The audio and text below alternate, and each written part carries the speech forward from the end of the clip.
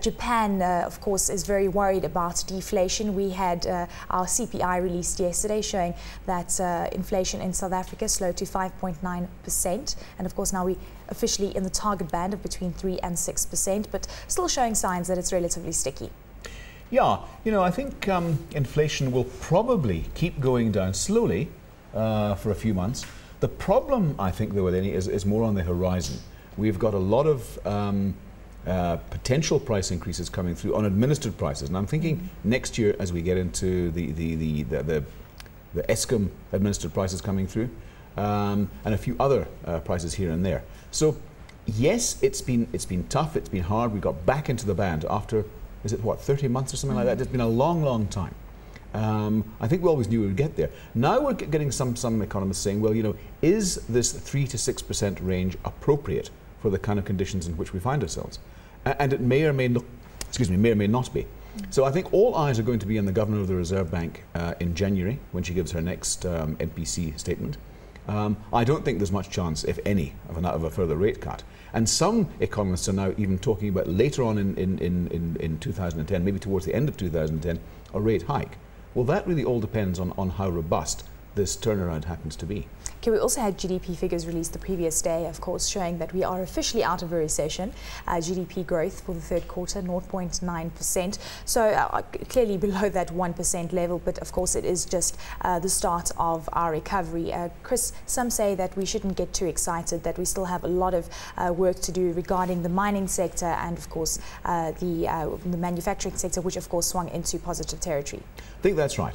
And I think the key to all of this, given the fact that South Africa, like many other economies, is very dependent on the consumer, ours to the extent of about 60%, we're only, in my opinion, really going to see a robust turnaround once the consumer comes back to the party. Now, there are a few problems with that because, first of all, we've got chronic unemployment, which is only getting worse. I mean, 24–25% officially and maybe much higher than that unofficially.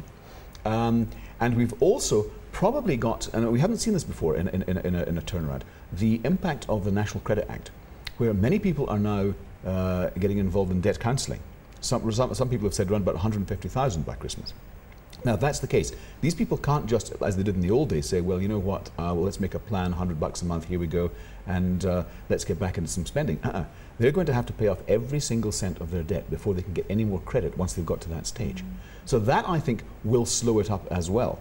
So unless and until we can get the consumers coming back and spending, then I think the recovery, yes, it's nice to be there. Bear in mind also that they've reworked the figures here, and there are some, I've forgotten what the politically correct term is that they've used for the other items that are in there now. But basically, the informal sector is now included to a far greater extent. And that accounts around 6% of GDP.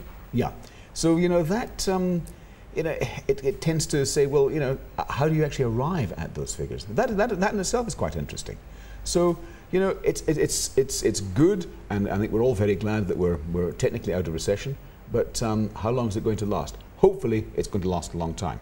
Chris, Black Friday on Friday for the US, and of course it really shows about what kind of trends we'll be seeing coming through from the consumer for the rest of the holiday season. What do you think will happen in the US? Because clearly it's quite interesting that the economy is strengthening, but we're not really sure if the consumer is strengthening because they haven't really experienced the real stimulus. Of course, it has come in the form of cash for clunkers and other, tax credits as well. But it's going to be interesting to see if they really want to take to the shopping centres and, of course, buy those Christmas presents. Indeed.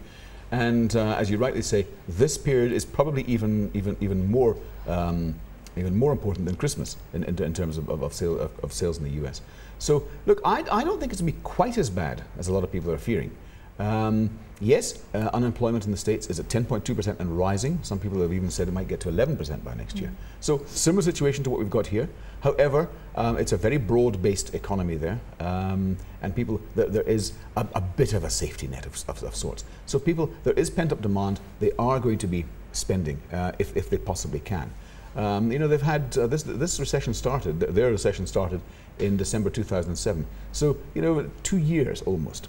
I think that it'll surprise on the upside. Not dramatically so, because as I've said, the unemployment situation is such that they don't have the wherewithal to do it. But I think perhaps a little bit better than a lot of people are expecting. But Chris, on the local front, we've had quite a lot of companies releasing results. Anything that stuck out for you in particular, perhaps a company you'd stay away from or you'd jump right into? I think a couple stand out. Yesterday we had a trading update from Murray & Roberts, and after quite a few years of very, very upbeat pronouncements from the company, now they're saying they're looking for around about 20% down for the period to the end of December. Now that was quite interesting, because they're saying, well, first of all, translation of foreign currencies into the rand with a strong rand is having a dampening effect. But I think of far more import is they're talking about what's happening at the two big power stations, Medupi and Kusile, where we're seeing a big slowdown, and that really wasn't expected even a few months ago. So that's sounding a few alarm bells. Look, the order book is still very healthy, I think well over 40 billion. But nevertheless, I think on the construction companies there, a little bit of caution. Telkom was the other one that stuck out. You know, I went to the presentation, and it wasn't particularly inspiring. I think the guys are trying very, very hard to get across the message that, you know, this is a new company, effectively without Vodacom, and they are trying a lot of new things. I'm just concerned there's a bit too much blue sky, and it was a bit low on substance. And I've always hit this point about Telkom. I do feel that to a certain extent they are neglecting their own backyard, and Neotel is going to have a great time once they're fully up and running.